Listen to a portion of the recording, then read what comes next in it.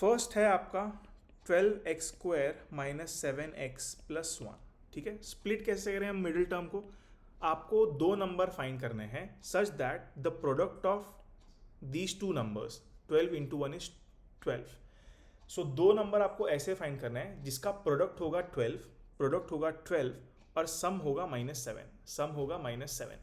अगर आप ये जानना चाहते हैं कि ये मैंने एकदम अचानक से कैसे लिख दिया, तो आप कॉन्सेप्ट वाला वीडियो देखिए, सबसे पहला वीडियो पॉलिनोमियल प्लेलिस्ट का। वहाँ भी मैंने समझाया है कि प्रोडक्ट होना चाहिए 12 इंटू 1 12, सम होना चाहिए -7। सो आप दो नंबर फाइंड करिए जिसका प्रोडक्ट है 12 एंड सम इज -7। ठीक है, सो 12 के फैक्टर्स क्या क्या है guys? What are the factors of 12? 12 के फैक्टर्स है 1 2 3 4 6 एंड 12। -1 -2 -3 -4 -6 एंड -12। अगर आप -2 -6 को मल्टीप्लाई करोगे तो आएगा 12।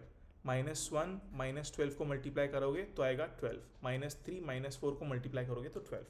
बहुत लोग सिर्फ इनको फैक्टर्स लिखते हैं और नीचे वालों को फैक्टर्स लिखना भूल जाते हैं। ऐसी गलती आप मत करना, ठीक है? तो इन नंबर्स में से आपके पास है टोटल 12 नंबर्स।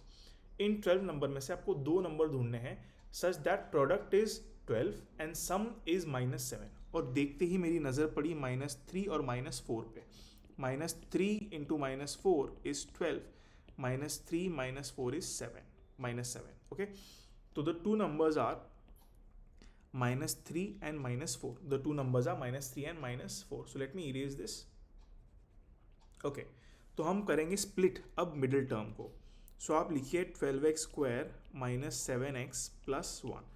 12x² प्लस आप -7x को लिखिए -3 -4 टाइम्स x। मैंने सिर्फ -7 के बदले -3 -4 लिखा है, +1 ओके।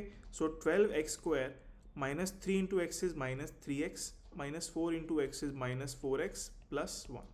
अब आप पहले दो टर्म्स में से x को और 3 को कॉमन लीजिए। पहले दो टर्म में से आप 3 को और x को कॉमन लीजिए 3x, तो आपको मिलेगा 4x -1।